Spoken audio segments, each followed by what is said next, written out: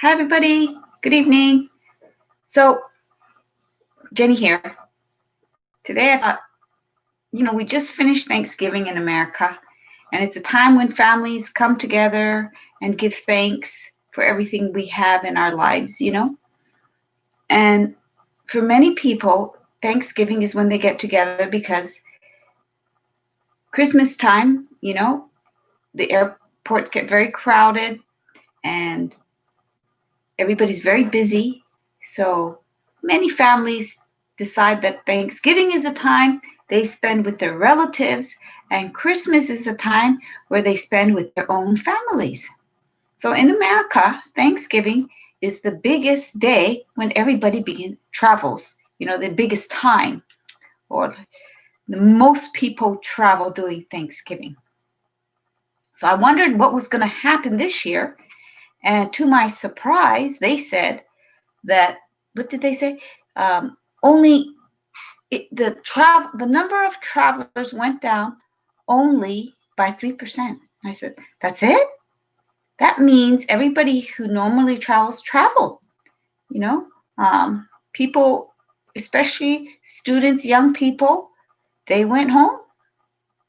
They said 3 million people in America traveled on Thanksgiving or for the Thanksgiving holiday.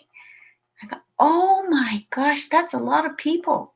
So the airports were full, um, you know, and people were in contact with other people in very close proximity. So it kind of surprised me that so many people decided to say, hey, I got to see my family. But that's how important family is. It just kind of proves to you that we value family a lot. And in feng shui, that's the main thing. It's the connection of family. And that's how feng shui started. It was all about family, how to prosper and protect your own family through generations.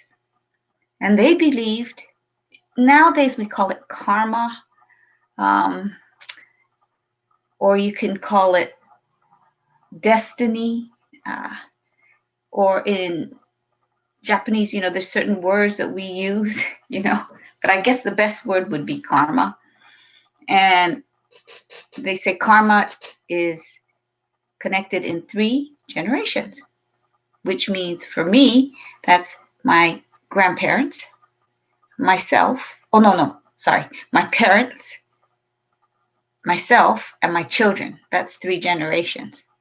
So before I had children, it would have been my grandparents, my parents, and myself. But now I have children, so it's my parents, myself, and my children. And when my children eventually have children, then we'll be the, first generation. So it's us, my husband and myself, my children, and my grandchildren. So it affects 3 generations going both ways. So whatever I do, it has been affected by my great grandparents and my parents. So now whatever I do, they say will affect my parents and my children. And then when my parents go, whatever I do will then affect my children and my grandchildren. And that's the way they believed how karma works. But, I don't know. I don't know if that's still relevant today. And in a funny way, because society goes at a much quicker pace, some people say karma happens within this lifetime, you know? So the attitude toward karma, I think, is changing. But it still proves to us that family is really the core of our being. It's very important to each and every one of us. And that's why at Thanksgiving, so many people went home to see their family. And it's great that we have technology today. Like I can't go visit my mother because of COVID, but I do call her, and because of technology, I just don't feel so lonely anymore. I feel connected. And because of that, I'm grateful that we have this kind of technology where we can just call and then we can see each other, and like we're in the same room. And it's different if you can't do that. So I'm grateful for that. And I think a lot of us, because of COVID, actually, some of us are maybe even closer than what we were in the past. We check up on our friends more, we check up on our family more, and I think that's a wonderful, wonderful thing. Maybe because of that, there's also the other side of it. Some people are too confined in their space and are being with their family 24/7, and then it causes friction. So there's the opposite effect. So we got to learn to find that right balance. You know, too much in your face, you need breathing space, or you're so far apart and you miss that connection. You know, some of us, if we're all alone for a long period of time and not talking to anybody, we crave that human connection. And so it'll be nice to be able to see people again and talk to people. I find that when I talk to my girlfriends on the phone now, I don't know about you, but do you find that you talk longer than you used to? Maybe it used to be a 10-minute call, but maybe now it's like a 20 or 30-minute call.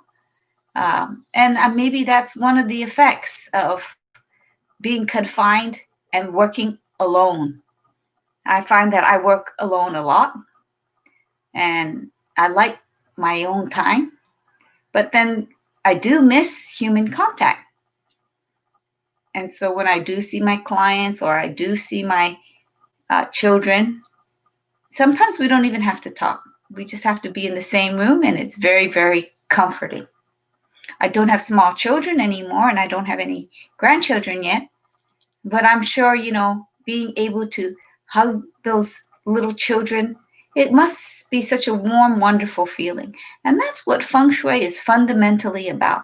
How to keep our children safe, how to keep our loved ones safe, and to protect each other and to care for each other.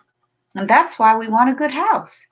And that's why we all try really hard to create a home there where we can prosper and be our true selves.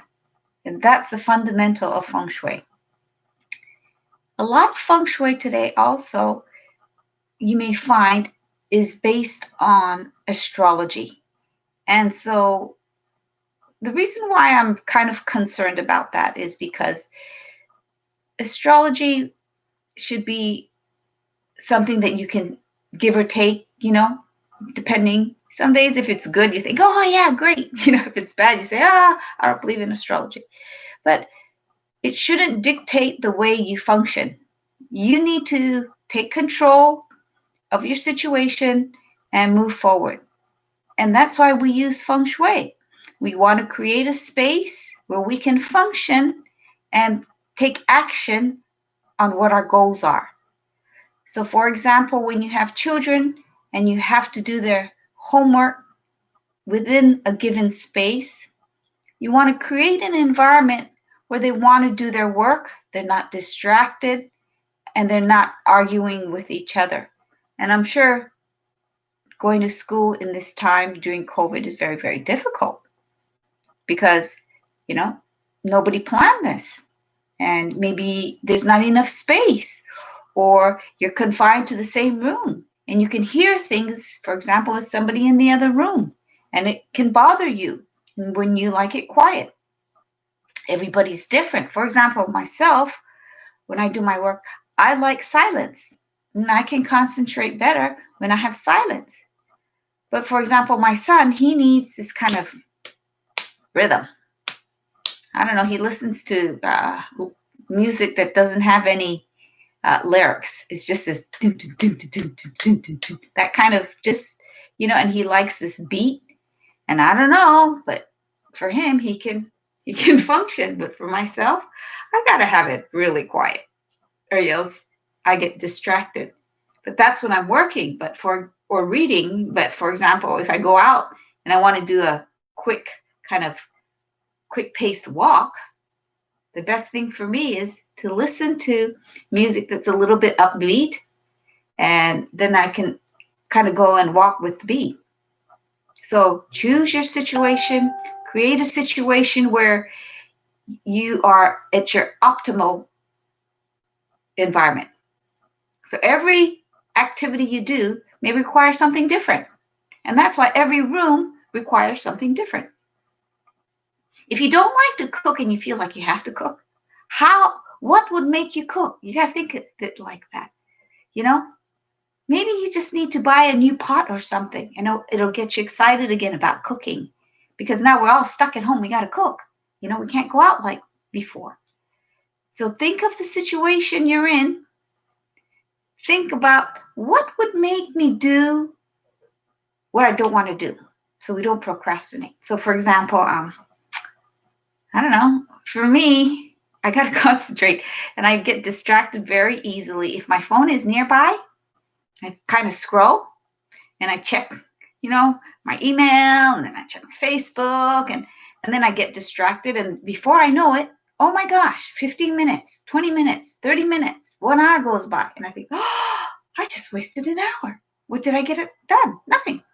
So I sometimes put my phone in a different room, because then I'm not tempted to use it and distract myself. So when you're at home now with your family and you've got things to do, and because we're all stuck at home. Many people work at home. You've got to educate your children at home. Then you got to eat at home, and you got to entertain yourself at home. Everything is at home. And, it's a good bonding time, but it's also a time where you have to organize everybody in a way that you're not in each other's way. And how do you do that? And how do you work and make it functional so everybody can be at their optimal best? And that's, I think, how we should look at feng shui today. It's really not about, the astrology, because that's really not going to help you, because they don't understand your situation. You've got to figure out your own situation, your own lifestyles, and assess it, and then assess the energy that way. A lot of times we tend to rely too much on things that are not within our control. Sometimes we have to let go, but other times we do have control, and we have to take, that control and figure out a way to work it out the best. Now, for example, if you don't have a place for your children to do their work, find a place that it's quiet. And if it's not very quiet, think of ways how you can make it more soundproof.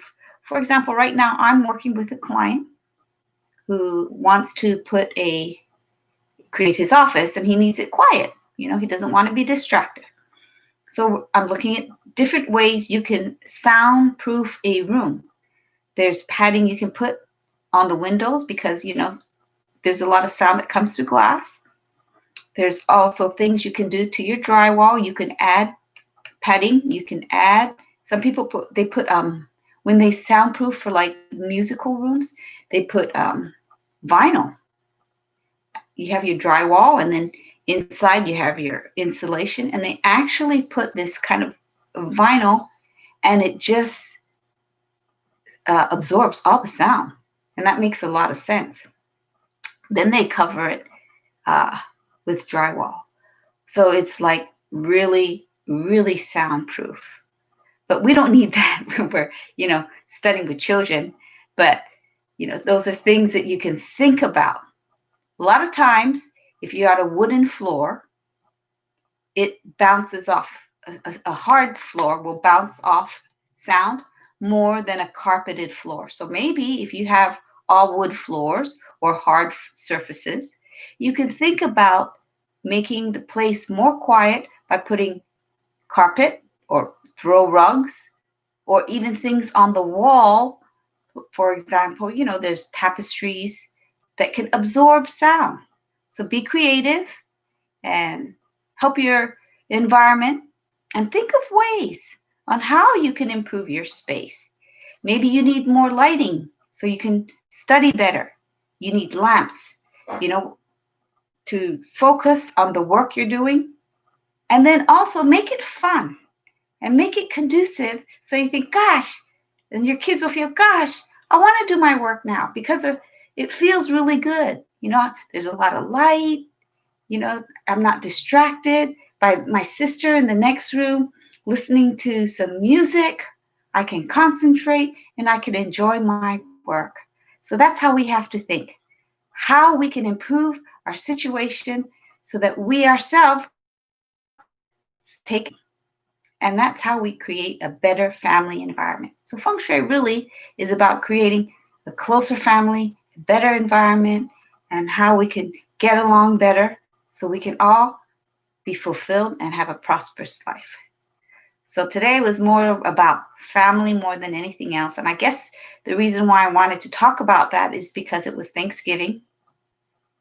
And I was very happy because my son came home, and one of my sons is in California, so he wasn't with us. But, just having the children together is just really, really comforting for me. I just feel hope is, a very, very wonderful feeling. So I hope many of you were able to spend time with your own children and your own family. And if not, hugs to you. And please call your family and tell them how much you love them. And, and those who are with their family, hug them a lot. It's a tough time now, but we can get through this together. So thanks for watching. Hey, Kelly. Good to see you. Thanks for watching, everybody. So if you have any questions, please send them to me. So yesterday, my talk was about, I looked at Kim Kardashian's interior and how does her feng shui look like. And her feng shui was really good in form school because the forms of her rooms and the forms of her furniture was very whole, very holistic. They were kind of round. There were no sharp corners. And I was quite pleasantly surprised. I thought, oh my goodness, I never knew she was like this. So that was really interesting for me. So if there's somebody else that you would think, oh, can you check out, so-and-so, it could be an actress, it could be a television personality. If their home is online, I can use Zoom and then we can analyze it together. And that would be fun. So think of people you might be interested in and we can check it out. And well, their home has to be online. So somebody who's been already featured so we can look at their interiors. So that'll be fun. Okay, well, that's all for today and hope to see you tomorrow. Tomorrow is Wednesday. So yeah, we'll still be around tomorrow. Okay, thanks for watching. Good night.